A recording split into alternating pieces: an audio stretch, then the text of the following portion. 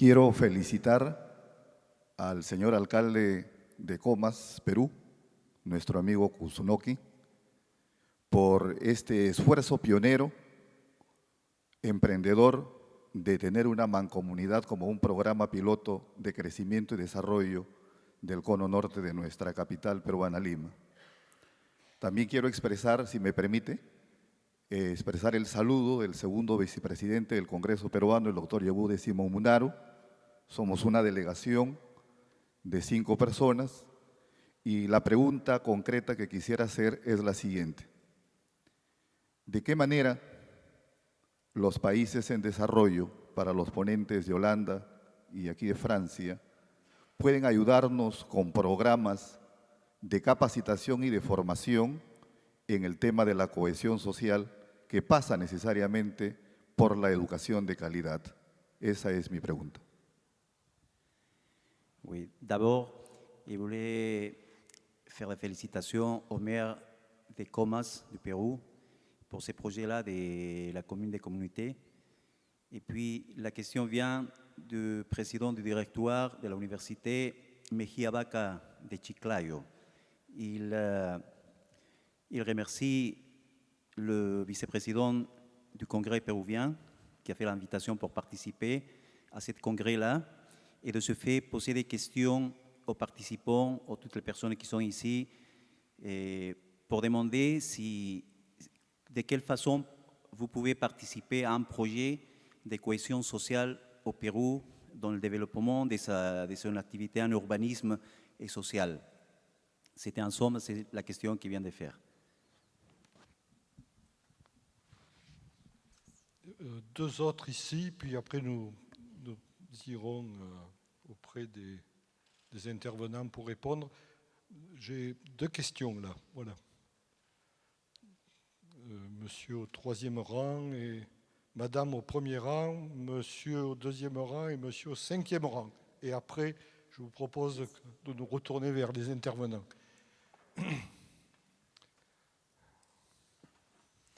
I have a question for the mayor of Comas, who I met recently in Lima about 2 weeks ago. What do you think should be the appropriate legal framework or the appropriate incentives from the national government to facilitate your efforts as a community to work together in alliances? Because I don't know if you are responding to an up-down and to a higher level of government initiative, or it's a more bottom-up approach based on the political will of local governments to act in alliances and a cooperation to improve the quality of life of the territories involved. Yo puedo traducir si quiere. La pregunta es ¿qué esperarían de un nivel de gobierno, del gobierno nacional, en términos de un marco normativo, regulatorio o de incentivos o instrumentos que faciliten el trabajo de las mancomunidades? Y la pregunta es si ustedes están reaccionando o haciendo uso de una iniciativa del nivel nacional, de un instrumento generado desde el nivel nacional, o es más una iniciativa generada desde abajo, desde los territorios, para aliarse y fortalecerse para mejorar la calidad de vida de su población en los territorios involucrados. Voilà, oui, monsieur. Et puis la dernière, juste, voilà. Oui, bonjour. Je suis membre du Conseil de développement du Grand Lyon et de la métro. Et j'aimerais simplement poser une question citoyenne. Le titre de la table ronde, c'est la cohésion sociale en danger et l'identité métropolitaine. Il y a une particularité qui existe quand même en France, je ne sais pas si nous la retrouvons dans les autres pays, c'est que l'identité métropolitaine actuellement n'est pas directe avec l'élection des élus des métropoles par les citoyens. C'est une assemblée représentative des différentes unités territoriales, communes, déléguées au niveau central, alors que la vie citoyenne est très active au niveau des métropoles.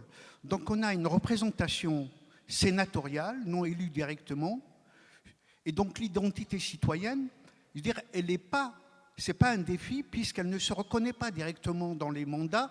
Les élus des collectivités locales n'ont été élus que pour leur commune et non pas pour la métropole. Donc c'est comme si on avait un système comme il existe en France, le Sénat qui n'est pas élu directement, c'est ce qu'on appelle la deuxième assemblée, c'est comme si c'est elle qui décidait face à l'Assemblée nationale. Donc on a quand même un renversement au niveau local des représentations politiques. Et moi je pense que ça ne développe aucunement une cohésion intégrée des citoyens. Et j'aimerais savoir si dans les autres pays nous retrouvons le même modèle. À mon avis, c'est un défaut démocratique, le fait de prendre les citoyens, comment dirais-je, pas suffisamment compétents pour décider de leurs élus au niveau métropolitain. Moi, je pense que c'est un danger potentiel pour la démocratie à court terme. Merci. Merci beaucoup. La dernière question, monsieur, voilà. Puis nous nous retournerons vers nos intervenants. Merci. Emmanuel Blum de l'Institut d'aménagement et d'urbanisme d'Île-de-France, l'IEURIF. Moi, j'ai deux remarques, plus que des questions, mais ça serait intéressant d'avoir des réactions. D'abord, une remarque suite à l'intervention de M. Schrenk. Quand on parle de cohésion sociale, on parle aussi d'équilibre territorial, notamment sur le logement. C'est-à-dire que votre anecdote personnelle me fait dire que les populations les plus en difficulté ne peuvent plus se loger dans le centre des métropoles parce que les prix sont trop élevés, mais elles sont donc renvoyées à la périphérie. Le problème, c'est que les coûts de cet éloignement du centre leur sont quasiment impossibles. On le vit en Île-de-France très fortement. Et donc, à la limite, une question, c'est comment est-ce qu'on arrive à essayer de faire en sorte que l'ensemble du territoire des métropoles puisse être mixte socialement et donc que le logement puisse être réparti sur l'ensemble du territoire. La deuxième question, c'est suite à l'exemple de Rotterdam. On voit l'importance dans le projet urbain des grands équipements en matière un peu de renouvellement. Simplement, est-ce que ces grands équipements, au-delà du rôle symbolique qu'ils peuvent avoir, ils correspondent à un réel besoin des habitants et donc est-ce qu'on donne la possibilité à ces habitants de se les approprier, d'en faire quelque chose, ou alors est-ce que ce sont juste des grands équipements qu'on plaque dessus et qui ne correspondront pas du tout à la vie locale? C'est une question classique en aménagement, mais qui paraît très importante. Merci. Bien, ce sont des questions importantes. La première, c'était surtout sur y a-t-il compatibilité entre, je dirais, compétition et cohésion sociale. L'autre intervention aussi importante qui est peut-être liée aussi, c'est les enjeux démocratiques dans la construction des métropoles. Et la troisième, c'était essentiellement sur la cohésion sociale, comment peut, dans ce cadre-là, s'exercer le droit à la ville, voilà, pour tous et sans exclusion. Sur ces questions, après, il y a une question plus particulière pour le maire de Coma, sur comment ça fonctionne, et puis notre ami sud-américain. En tout cas, pour votre question, je dois dire que nous sommes nombreux ici à vouloir coopérer avec des expériences sud-américaines. Je rajouterai que c'est un point de vue tout à fait personnel qu'il se passe dans un certain nombre de pays sud-américains des choses extraordinairement novatrices en termes de développement de la citoyenneté, de la gouvernance des territoires, etc. Et que nous serions particulièrement demandeurs aussi à tisser des relations pour construire des coopérations. Voilà, mais les intervenants peuvent aussi intervenir là-dessus. Je vous en prie, qui veut aborder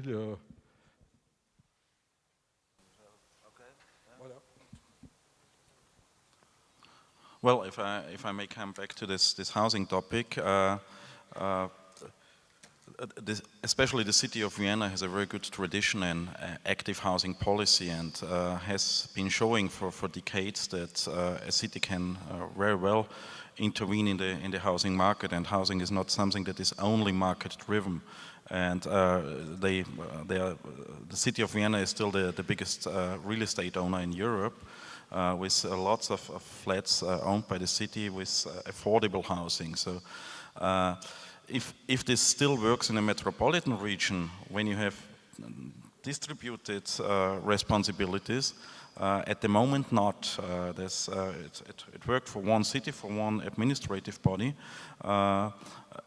and quite well over the decades, but this role has also diminished, and but it has been working for quite a while.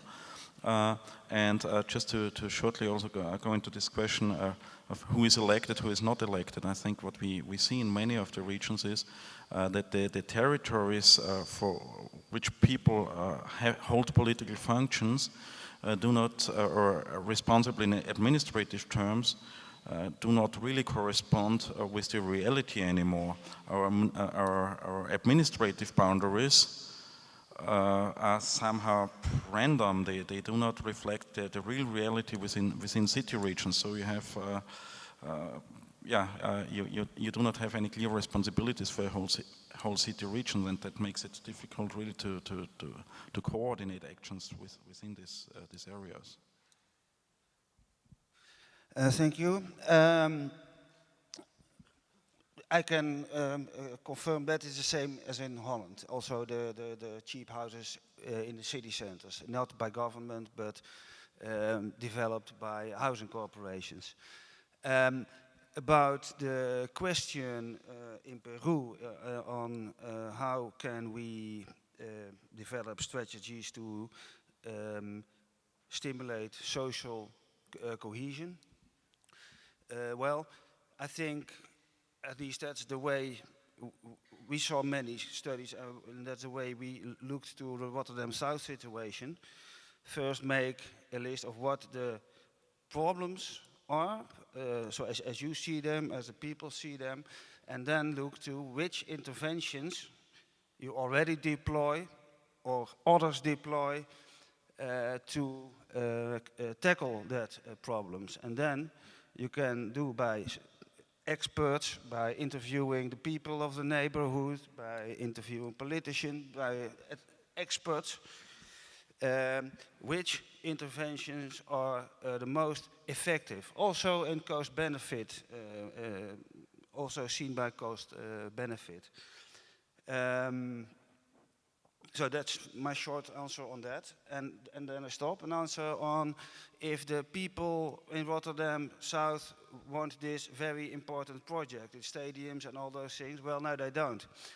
But for the some people who work for the city of Rotterdam, especially those are in the planning thing, and they were raised and educated thinking in stones. And I say it now on a little bit not nuanceerd, black and white. But the idea is that by creating, let's for instance, that stadium area, that then the economy will be stimulated, and that thereby the people will be pulled out of the social bad situation. And every study we did, and every expert we spoke, and every inhabitant we spoke, and international desk research we did, proved that it will only work for a very few people. And when, as an area, Rotterdam South, where a major majority is in the social lowest situation, only a small, very small part of that people will be stimulated by those very important projects, as our city calls them. Yeah, okay. Yeah. I would like to add one thing to the question on the representation issue, and yeah, it's a problem in the Netherlands as well. One solution is, well, you have to change borders, create a new province or another government layer. That's one way. I don't know if that will be effective. But what I meant was in my presentation that another way is not a representative way of democracy, but a more authoritative governance way of thinking, in which we create visions and narrative and tales of the future development of regions. And that doesn't have to be one-on-one with the borders of a region, but I think convincing people, creating narratives that that form the framework for local action, I think that's another way to deal with this issue.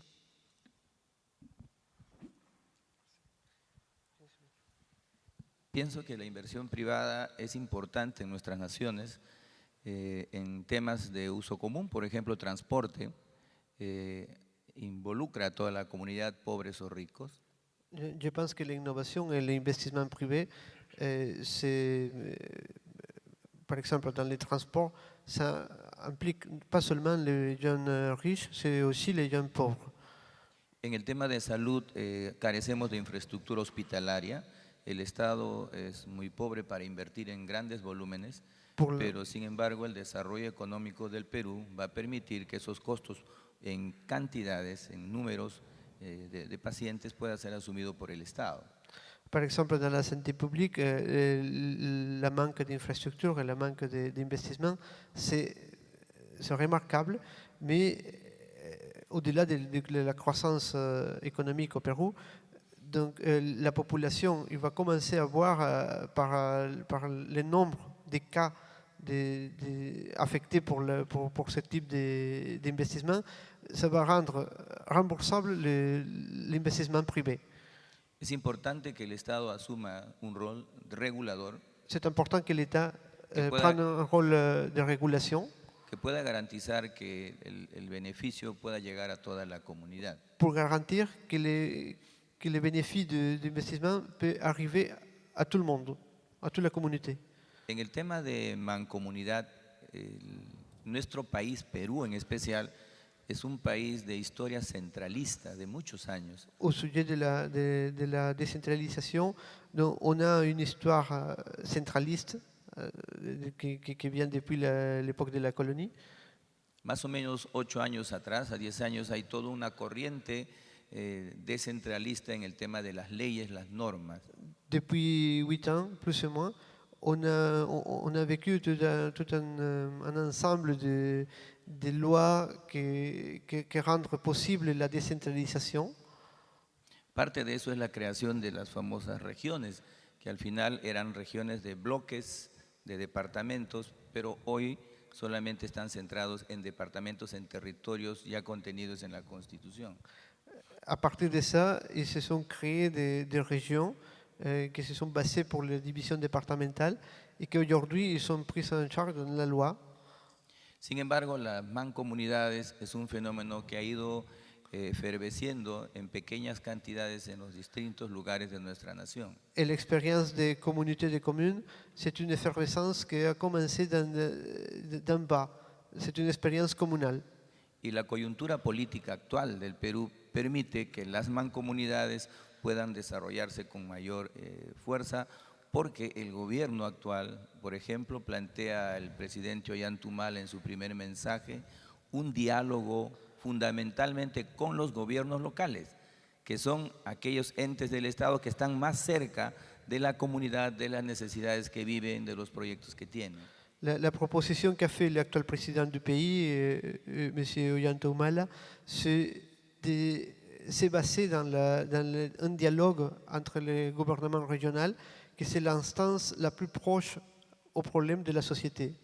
Y si atravesamos el tema y analizamos el tema político peruano, los partidos políticos clásicos de izquierda o de derecha hoy están en crisis y no tienen convocatoria. Por lo tanto, hace que los líderes en nuestro país puedan realmente cumplir su rol. El 70-80% del Perú son movimientos políticos regionales independientes.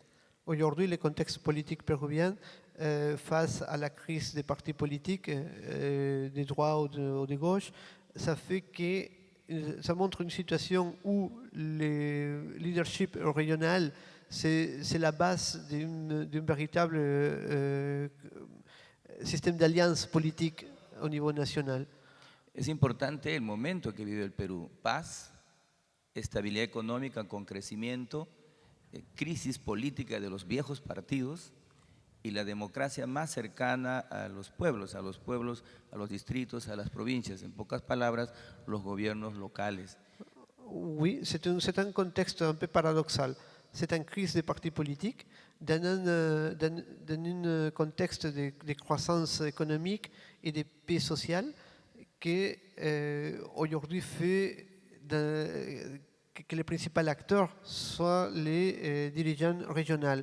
C'est les 80% du système politique péruvien, c'est basé sur le leadership régional. Por eso es que la ley de mancomunidades, que tiene poco tiempo, va a permitir hoy que muchas regiones se estén formando mancomunidades. Estamos viviendo la etapa de las mancomuniditis, el Lima Norte, el Sur, el Norte, y está emergiendo una dinámica política muy interesante que creo yo que va a tener un futuro muy bonito. Oui, aujourd'hui, au Pérou, on vit une effervescence de l'expérience des mancomunidades, des communautés de communes, qui était assez répandue dans le territoire national. Et M. le maire, il parle d'une mancomunitis, parce qu'il lui est le médecin. Il fait la référence sur comme une espèce de virus dans tous les pays de la formation des mancomunidades.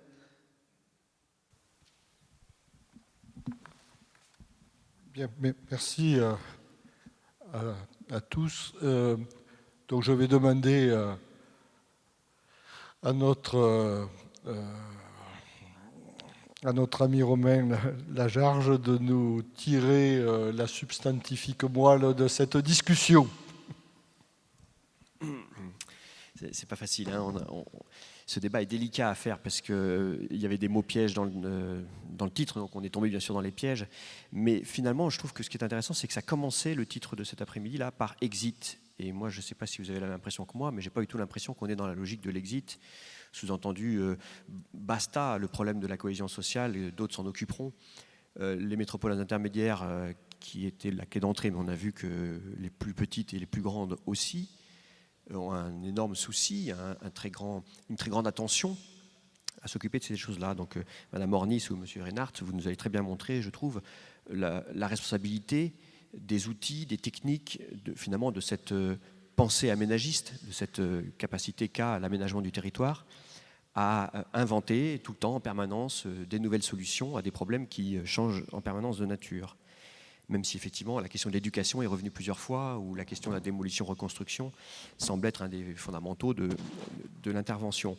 En tant que loyalty, finalement, vous êtes des représentants, ou vous avez donné un point de vue de représentants de ceux qui essayent d'œuvrer à l'amélioration de cette situation. Malheureusement, on est quand même obligé de dire que depuis un bon demi-siècle maintenant, peut-être même plus encore si on suit les travaux de Pierre Rosan-Vallon sur la société des égaux, enfin la très grande difficulté à fabriquer l'égalité depuis le début de l'histoire de la modernité, finalement, on n'y arrive pas. La cohésion sociale est toujours à la ramasse de la modernité, de la manière dont on évolue, de la manière dont on se développe. Et c'est une vraie grande énigme qui est à peu près sur tous les continents posée de manière différente, mais qui est posée. Je trouve que l'exposé de M. Foueiro a bien montré que finalement, on habitait encore à un espèce de rêve absolu qui était le modèle du développement urbain territorial intégré et innovant, parfait, celui qui allait trouver enfin la solution. On y croit, nous, parce qu'on est dans les métiers qui œuvront à faire cela, comme si on avait du mal à tirer des conclusions un peu fermes des échecs passés. Et en France, en ce moment, on est en train de vivre un échec terrible qui est de déconstruire pour reconstruire. Et on voit bien la très grande difficulté à repenser différemment avec les mêmes termes. Enfin, la dernière chose, c'est qu'évidemment, la question, elle est politique. Évidemment que la question, elle est sur la représentation politique et sur l'organisation du pouvoir qui permet de faire cela. Mais tout ça est destiné et tendu vers des individus, alors des individus pauvres en situation délicate, comme on l'a vu en Hollande, ou des classes moyennes, Et quand même, il faut quand même bien l'avouer, les individus ne font pas ce qu'on leur dit de faire, et de moins en moins. Et quand on leur fait des zones artisanales, ils n'y mettent pas leurs activités artisanales. Et quand on leur fait des logements, ils n'y viennent pas habiter, ou en tout cas pas aussi systématiquement que ce que la planification territoriale avait envie de faire émettre comme souhait. Et finalement, votre exemple, je ne sais pas si c'est un vrai exemple, peut-être que vous avez fait semblant de citer votre propre expérience, parce qu'elle est tellement emblématique, je trouve, de ce qui est en train de se passer, que c'est très précieux. Oui, effectivement, les individus tordent tout le temps les cadres qu'on construit pour eux. Et c'est ça le problème de la cohésion sociale. C'est que comme on ne la fabrique pas, qu'on n'arrive pas à la fabriquer, eh ben, il y a une vraie guerre, une vraie conquête pour la fabriquer autrement, de manière un peu plus sauvage que ce que notre époque pourrait vouloir. Donc moi, j'aurais juste une question peut-être pour demain, pour la discussion de demain. Est-ce que les métropoles intermédiaires ont vraiment le jeu de l'État? Est-ce que c'est vraiment dans leur ordre de légitimité que de fabriquer la rencontre entre le top-down et le bottom-up? Est-ce que finalement, ce n'est pas aussi aux métropoles, à ces espèces de pouvoirs intermédiaires, hein, de fabriquer l'exit, c'est-à-dire de fabriquer, autrement que dans l'acte violent que l'on peut connaître dans les émeutes urbaines, parmi d'autres, hein, l'invention d'un sortie du modèle, enfin en tout cas, ne pas se satisfaire seulement du modèle de la redistribution étatique comme on l'a connu depuis le welfare state. Voilà. En tout cas, il y a des voices qui sont à l'œuvre. Vous n'en avez pas tellement parlé, mais effectivement, les insurgés sont en train de dire des choses qui aujourd'hui font référence un peu partout dans le monde à la question de l'absolue nécessité de s'occuper de la cohésion sociale. Donc les métropoles ne peuvent pas s'occuper que de loyalty. Il faudra à un moment donné, on peut imaginer qu'elles s'occupent d'exit et de voice. Voilà, merci. Bien, ben merci beaucoup. Merci beaucoup à tous les intervenants et puis 1000 excuses auprès de la table ronde suivante et plus particulièrement de Pedro Ortiz qui nous rejoint. Voilà, merci.